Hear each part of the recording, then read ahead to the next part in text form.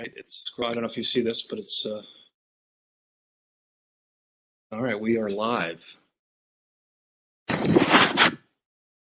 Hello, everybody. I'm Tony Vengrove, and welcome to our panel on lessons learned about from scaling entrepreneurs. It's a pleasure to be back at the Connecticut Entrepreneur Awards this year. Hopefully, this will be our last virtual event. Let's hope. But congrats to Bill and the entire team for doing such a great job of organizing this event. I look forward to it every year. As I said, I'm Tony Vengrove. I am founder and CEO of a company called Miles Finch Innovation.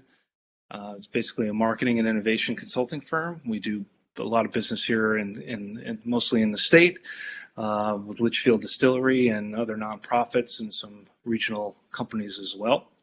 And it's my pleasure to be here right now with Ashley Kalinikov. I'm sorry, I have such a bad trouble. Say it, Ashley. No worries, Kalinowskis. Ashley Kalinowskis. Kalinowskis. Okay. My apologies. She's founder and CEO of Torregen Pharmaceuticals in Farmington, Connecticut, and she'll tell you a little bit more about her business. And also with us is Ben Hogan. He's co-founder of Hugo and Hobie out of New Haven, and they operate a really interesting furniture company. So Ashley, you want to tell us a little bit more about yourself and your company? Yeah, definitely. So I am the founder and chief executive officer of Torregen. And at Torregen, we are a team of cancer researchers, veterinarians, and animal health entrepreneurs helping pets with cancer. So with over 50% of all dogs over the age of 10 dying from cancer and 4 million dogs and 4 million cats getting diagnosed each year, it's our goal to really be able to help the veterinary population after a diagnosis. So we provide personalized cancer immunotherapies that we've developed to these pets with cancer. And we're looking to be able to in-license additional technologies. So our goal is to become the leader in veterinary oncology, really providing more options to pet owners that otherwise really don't have many options presented to them. Great. Well, thanks for taking the time to join us. Ben, your turn. Why don't you tell us a little bit about yourself and your company? Sure, Tony, thanks for having us. Yep, my name is Ben Young, and yep, I'm one of the founders of Hugo and Hobie. And Hugo and Hobie, we founded it about almost 6 years ago now.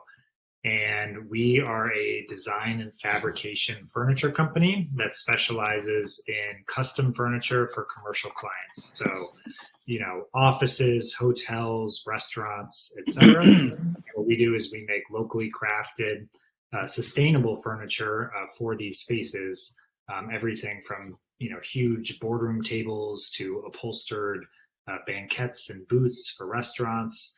And yeah, we try to build everything as close to the client as possible. So we work with a network of about 75 small fabrication shops, kind of from DC all the way up to Maine. And depending on the job and the client and sort of what the pieces are that the designer is looking for the aesthetic, we work with our network of fabricators to actually build those designs for them. Yeah, that's great. Cool. Well, completely different ends of the spectrum in terms of types of business. So it'll be interesting to hear your perspective on this. So I'm sure, I found, being around and working with lots of different types of entrepreneurs that, in the folklore of startup storytelling, there's so much attention placed on the beginning, right? Where all the, it's, the pivots, the iterations, the thinking you're going to give up, and then boom, the success happens. And quite often there's not really a lot of discussion around the scaling side of things. And when things really start to grow and you need to capitalize growth and plan for growth, and there's a lot of change there. And I find quite often a lot of companies struggle. That's even harder for some companies in some instances. So I would love, maybe Ashley, you can kind of kick this off a little bit and just share, what were some of the challenges that you experienced as Torsion was, you know, you know, entering that scaling period, and how did you kind of deal with it and plan for it, and what were some of the unexpected surprises through that you experienced? Yeah, definitely. And I would absolutely say that we're in the scaling process right now. So probably for the past really kind of things slowed down when COVID hit, but right before COVID, and then recently now things have absolutely picked up. I thought has been great. I would think, and I think that some of the main things to focus on are investment capital, ensuring that you have enough investor capital in order to really project out the next 3 to 6 months. But more importantly, being able to staff for what you think your increase of revenue is going to be. So, for example, we made a hire that, we hired 2 people for one role, and I more than likely don't really need 2 people right now, but I'm going to need 2 people in 3 months. So instead of having to duplicate training, it made a lot more capital sense for us to hire the 2 people for this role currently, because we know that we're on a track record that if we don't make this hire now, we're going to be wishing that we did in a couple of months if we continue on our growth trajectory like our plan is. So, we've really been focused on making the right hires and really being able to add to our team, making sure that everyone's aligned, from a budgetary perspective, as well as kind of from this future, the 3, 6, 9, 12-month plan. Like, we're in it now. So we really have to be able to project, hire, and build. One of the great pieces that has happened from this is I feel like more things kind of get off of my plate, which has been phenomenal. I have more people to hand things off to. So I used to be the one to handles everything, and now I have people to handle that piece. So while my workload is still maintained to be very busy and absolutely, an 80-hour work week, I'm doing different things and also giving myself a little bit more time to focus on what the future of the company could be. Something funny that happened just today, I was going through like our payroll system, and I now have 2 Nicoles, and both of these Nicoles have the same birthday.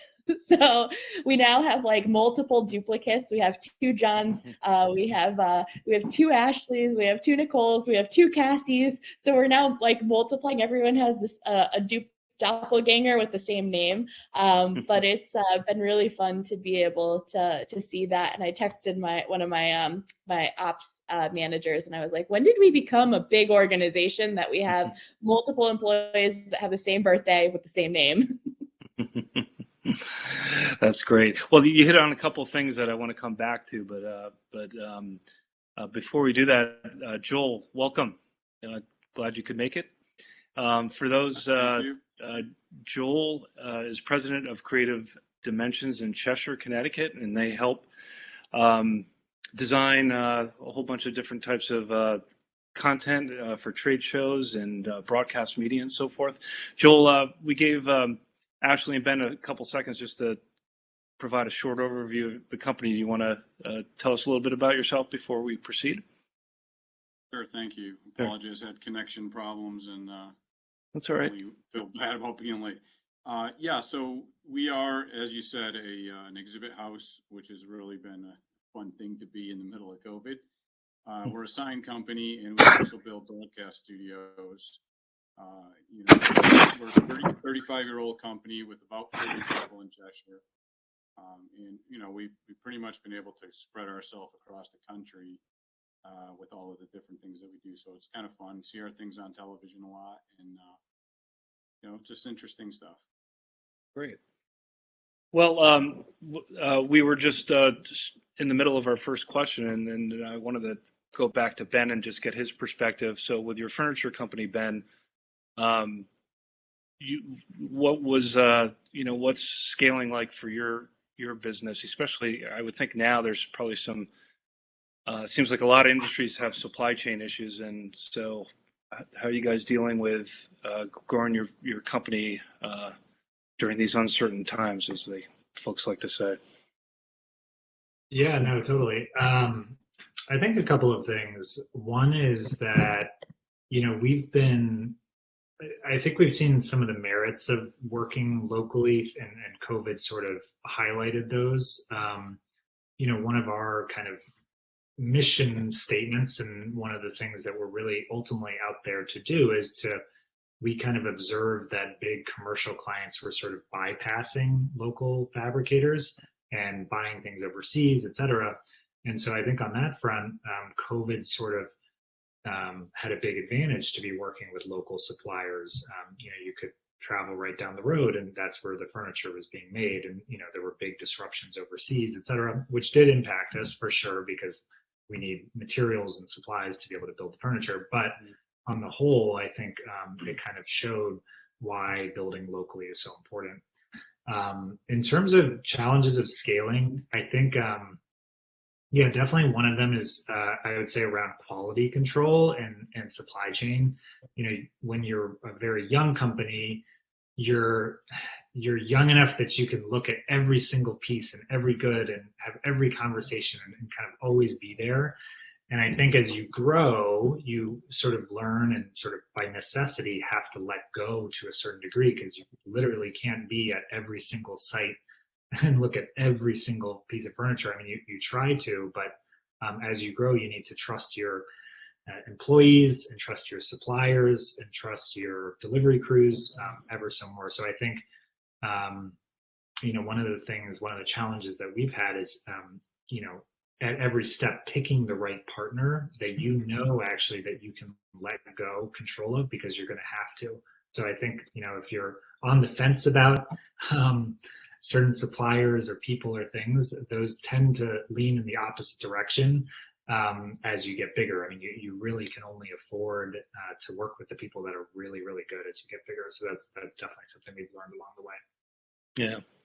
Was it hard for you to let go? For some people, they struggle with that. Was that hard for you? Yeah, it was. I tend to be the type of person, my co-founder as well, who kind of like will carry things on our back and kind of do whatever it takes. I think it was hard for us to let go, and I think actually COVID helped us let go, which was really interesting, because as things got remote, there were certain meetings and things that we just couldn't be at for safety reasons. And I think it forced us to let go, and things went well. So I think it actually nudged us in that direction more quickly. So yeah, no, I did struggle with letting go a little bit, because it's, nobody's going to handle the thing quite as carefully as you are. But you learn that actually that's not true when you hire really great employees and work with really great people. So yeah, great. How about you, Joel? How long has Creative Dimensions been in business? And I forget if you mentioned that. Yeah, I did. Okay. Well, we're 35 years old. 35. This Okay. coming April. I would say that our biggest challenge has been just trying to be different. We looked around Connecticut and we said, there's just a plethora of sign companies, which is what we did. We looked around Connecticut, said the same thing about, trade show companies. There's 20 different people here that do that. And we wanted to differentiate ourselves. So we ended up getting into that studio market. So the couple of challenges were just to kind of like overlap all of the different things that we do, and not get lost. Try to be good at all of them. Try to stay attentive to everybody. I would say our biggest challenge to scaling and growing, though, has been just access to cash. One of the things that's happened with us is that as we've gotten a little bit bigger, our clients are bigger, and some of them, believe it or not, their payment terms are awful for little companies. So you're dealing with Pepsi's and the ESPNs and Disney's of the world, and you're sitting there doing their work and not being paid for 120 to 180 days, and having to, kind of like be able to kind of keep the cash flow going and everything like that. So I would say our relationship with our banker has been key. The resilience of our people has been key. To Ben's point, I mean, you have to trust the people that you have, and so you have to build a really good team. By having that team, they're versatile. They kind of all have the, we're big on culture, so we kind of created a personality that's pretty consistent for everybody in the company, and I think that's really been, important for us. Great. A question just came in on the chat, and Davina asked, at what point did you consider getting your first employee? Anybody you guys want to answer that question? My first employee kind of started with data entry, and then evolved into, I really need someone because I'm going to be traveling and I need someone to kind of handle a few things that I have going on with bill pay and like putting things in. And she has now been with me 3.5 years later. So it really evolved into from, I can't do this all myself, to how can I utilize people for us to grow faster. And I wish I had done it earlier. Yeah. I don't know what you guys were all doing before you started your companies, but for me, I came out of kind of big corporate marketing organizations, and I was just curious, as you've hired at your kind of startup companies, do you treat the hiring process a little different than you might have done before? Are there specific things that you're looking for that maybe are a little different than what you were doing at previous jobs?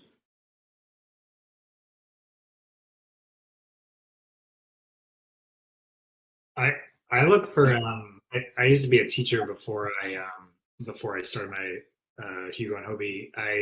So I was involved a little bit in the teaching process, or the hiring process of the school. But I think actually similar to teaching, it's like you want to see the person, someone's resume and blah blah blah. Like it doesn't mean that they're going to be a good teacher, right? Just like someone's resume and being a good interviewer isn't going to make them a good employee either.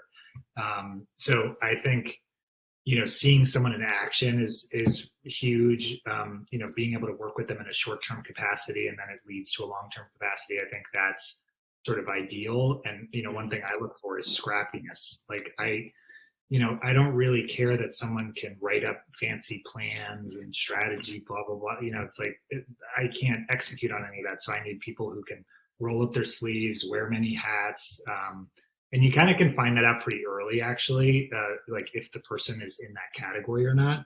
But I think that's one of the biggest things, at least we look for, is because like we just need people who can kind of juggle a lot of things and figure things out. So, which I think is very different than at a big organization where you actually do need a very specialized person for a very particular skill. All right.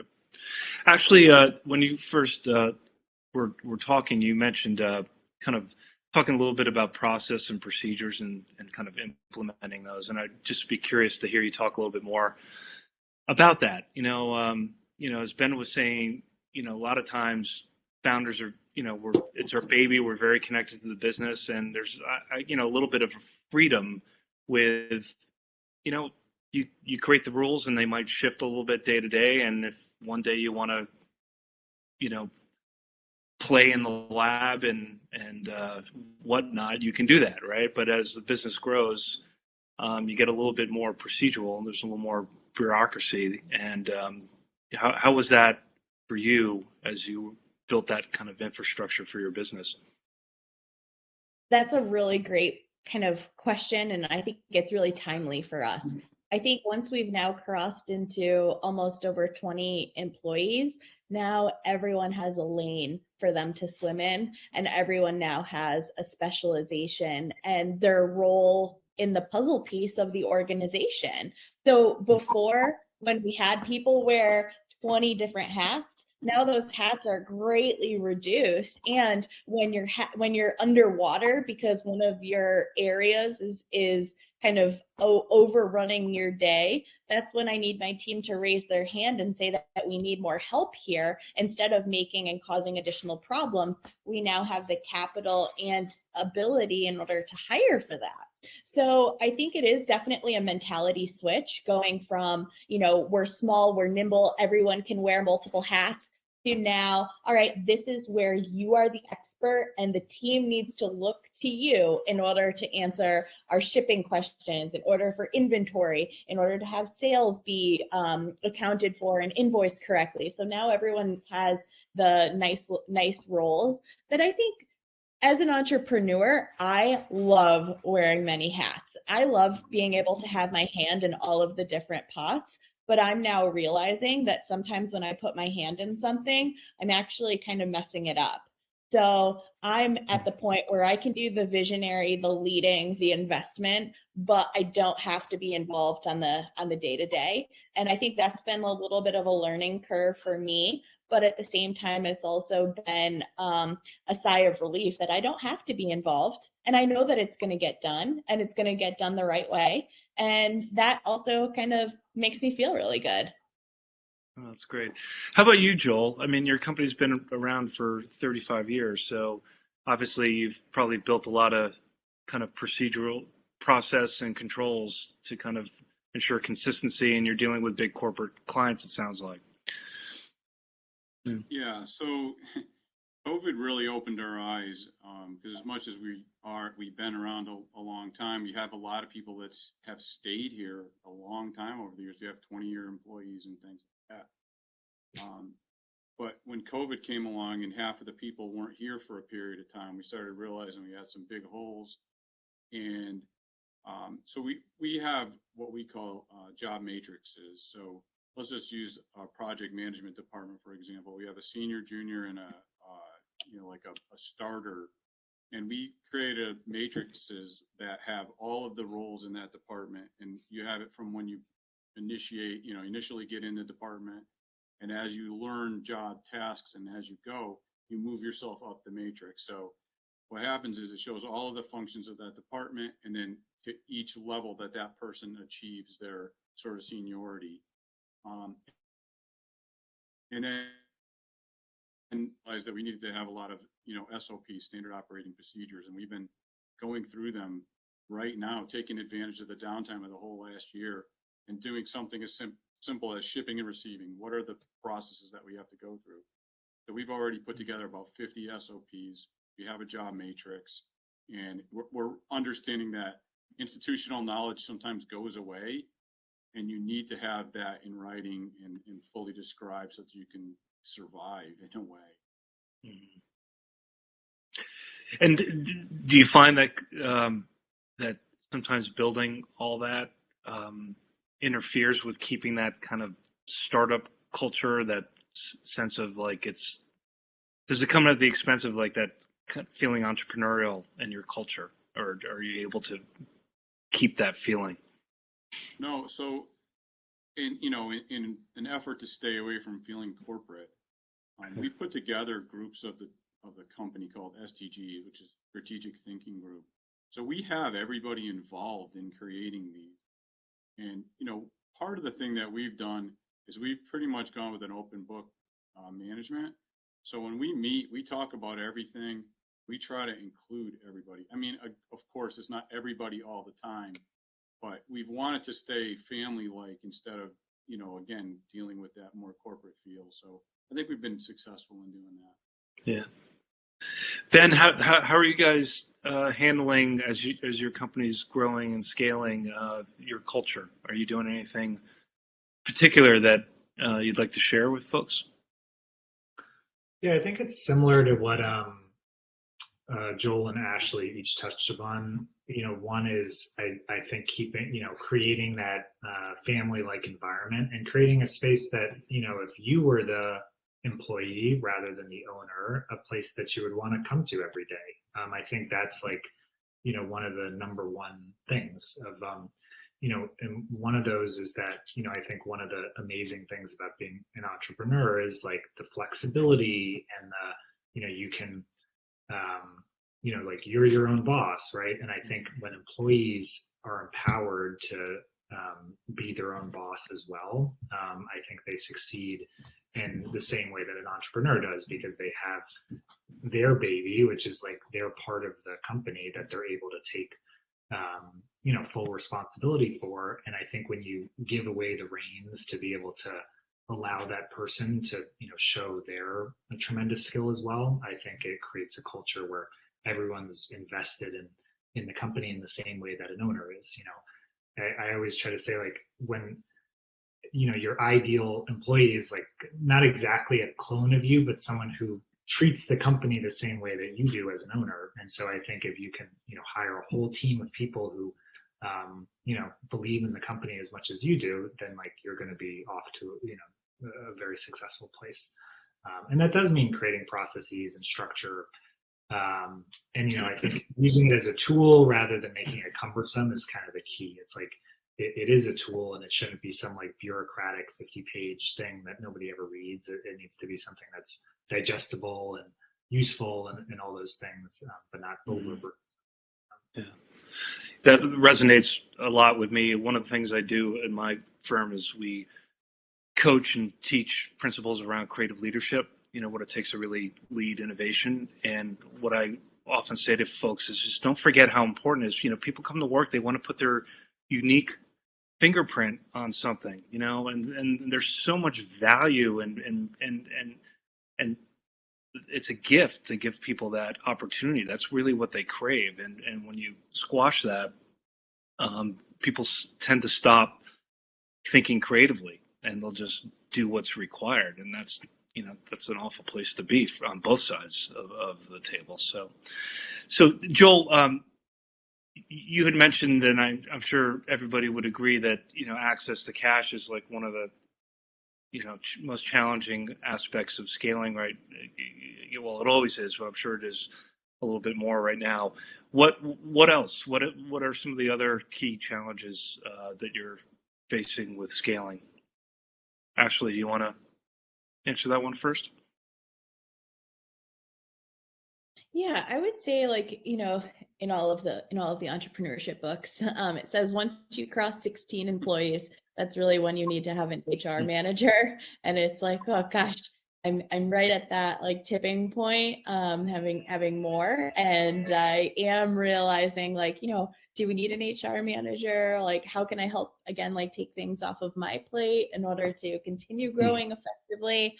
So I think like that's one of my challenges right now is like if another person asks me about dental insurance, like I don't know how to help you.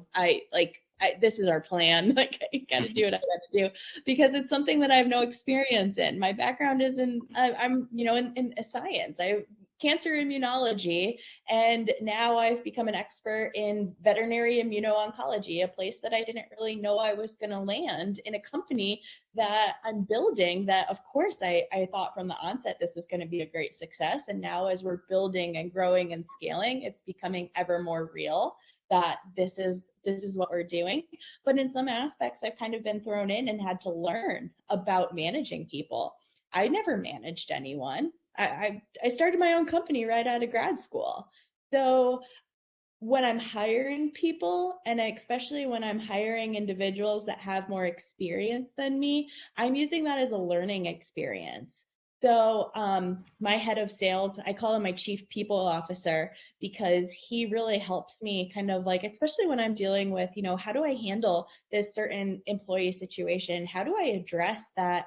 I don't think they're doing this role to the capabilities that the organization really needs, and how am I able to make decisions from the business side while kind of taking away kind of that emotional side too. And it's been really great to have someone that I'm able to like bounce that off of, but also has really been an interesting learning experience for me going from the first employee to now really being able and having to effectively manage to make the organization move as fast as we need to. That's been my challenge. Great. All right, so cash, human resources. Ben, you got a third? The big three. I don't have it's funny, I don't have a specific one other than I think it's that, if I had to give a, like, it's that there's always a next challenge, actually. So, I think there's this, like, when you're like a really tiny company, you're like, if only we had an employee, or like, if only we had like a little more sales, then like we'd be able to do this. But I think it's like at each juncture, there's the next challenge. It's like, right, it's like managing even more people and building systems. And so I think it's that, you know, you also have to create the, like what you're trying to work towards. It's like, are you trying to be a 50-person company, or a 100-person company, or a 1,000-person company, or like, is there like a level that you're trying to get to that you feel like is the happy place? Because I think there's also there's always the next thing, and I think it doesn't just magically get easier. Like, I think a lot of people think like, oh, once I hit that stage, then it's going to get easy, but it's actually the opposite. It gets harder. But in very different ways, and that's kind of I think one of the fun parts is you get to grow into that role. But yeah, I mean, I guess, yeah, I know it's not a very good answer, but it's that like, No, it's the next challenge. It's a great point. I remember taking a leadership class with Dr. Jerry Bell. I don't know if he's still teaching at the University of North Carolina, but I remember one class, and he was talking about the law of 100 problems. And he basically said, every day you wake up, you're going to have 100 problems to go solve, and you're going to not be able to solve all 100. You're going to scratch some off. You're going to go to bed, and you're going to wake up and you just have another 100 to deal with. And even if you hit the lottery, you're going to wake up and they're going to be different problems, but you're still going to have 100 problems. So the lesson was, no matter where you are, if you can adapt and lead for change, you're going to be more successful. And so I think what you're saying is very is certainly relevant. And it's actually a great point for next question around leadership. So as you guys have gotten to where you are and growing and scaling a business, has it changed your kind of perspective on your own personal leadership journey? Like what have you learned, and what can you share about what you did right or didn't do right that folks might want to hear more about? I would say, like, in looking back and kind of realizing some of the missteps that I had, like, I think at like the first sign that someone's not going to work out, and that's kind of your gut instinct, make the move and just kind of make the decision and be able to move on and be happy with that decision, that, it just wasn't the right time. And again, it's like taking that emotional piece out of it and thinking about it in terms of like what makes sense for the business.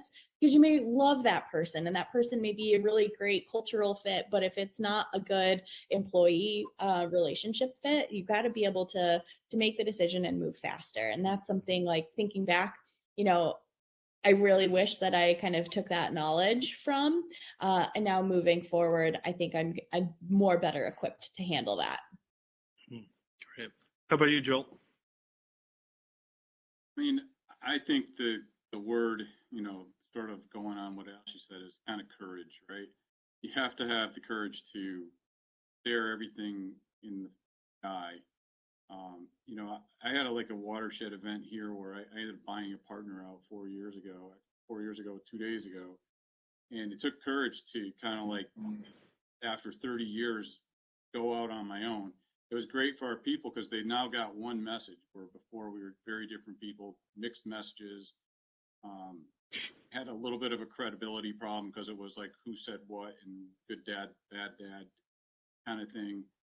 But I think it's like you said, recognizing things as fast as you can, making quick decisions, not having to rule with your heart, but more with your head. And in our case, we put together just a great leadership team, and having the courage, like Ben said, to let go a little bit and trust your people. So we kind of built a really nice management team who I trust unconditionally, and they help me have courage, and it makes a big difference. So I would say that. Great. And Ben, any perspective on leadership? I think, one of them is that,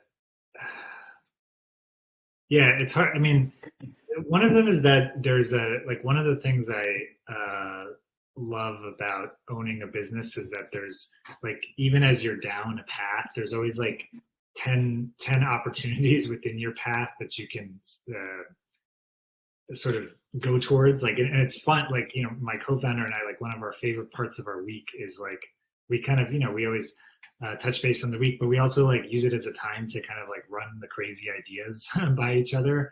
And I think one thing that I've learned from it is that there are there are like right paths, right? It's like you choose a path and you're like, this is going to be a great opportunity and we're going to go after commercial, right? But then there's this like excitement about other opportunities that, you know, may or may not pan out or be good. But I think one thing that I've learned is that it's important actually to like not lose that spark actually to go after the crazy ideas. I mean, it's like, it's why you got it's what like allowed you to start your business. And so I think you know, leading is not only being like smart and like justified and like going down the right paths that like make sense for the company, but also like occasionally taking little leaps because it's exciting and it's fun and it's creative. And if it doesn't work, it doesn't work, you know? So I think one of them is just to like not get stuck in a certain way of doing things just because it's working, because there's other things that will work too. And I think the excitement is a part of what gets both you as a founder and also your employees excited to, you know, come the next day or the next year or the, you know, 5 years from now. So yeah, you know, at the end of the day, you know, I think the challenges around scaling, there's a lot of change associated with that in some cases, you know, and so I think it's an important leadership responsibility to kind of rest on your vision for the future, so everybody's kind of aligned with the changes that have to take place in order to kind of get to where you guys want to get to. Let's see. There's just got a message. We only got 2 minutes left here, so I just before we sign off, I just wanted to say thank you for taking a little bit of time and talking about this. It was kind of interesting to hear perspectives from 3, you know, pretty diverse types of industry sectors. So before we go, why don't we just, you know, give yourselves just a, you know, a couple second little commercial if you'd like to direct people to, if they want to contact you, learn more about your business, where can people go? Ashley, you want to kick it off? Yeah, absolutely. If you want to find out more about Torigen, www.torigen.com. And if you guys have any with cancer, you know, please have that pet owner reach out to us. Thank you. Ben? Sure, yeah, you can check us out at www.hugoandhobie.com. And yeah, if you're interested in custom furniture for your office space or restaurant or university, or, you know, point us in a direction of someone who's interested, we'd love to work with you to build some locally crafted, sustainable furniture for your space. Great. And Joel? You can find us on the web at gowithcd.com. And same thing, I guess I'll say, if you need a trade show booth or a banner, or if you're fancy enough to need a broadcast booth, we're here for you. Great. Well, thanks again for participating in this, and for everybody watching, thanks for tuning in. And be sure to tune in for the big show tonight and see all the great winners in Connecticut's great 2021 class of entrepreneurs. Thanks, everybody. Thanks, guys. Bye-bye.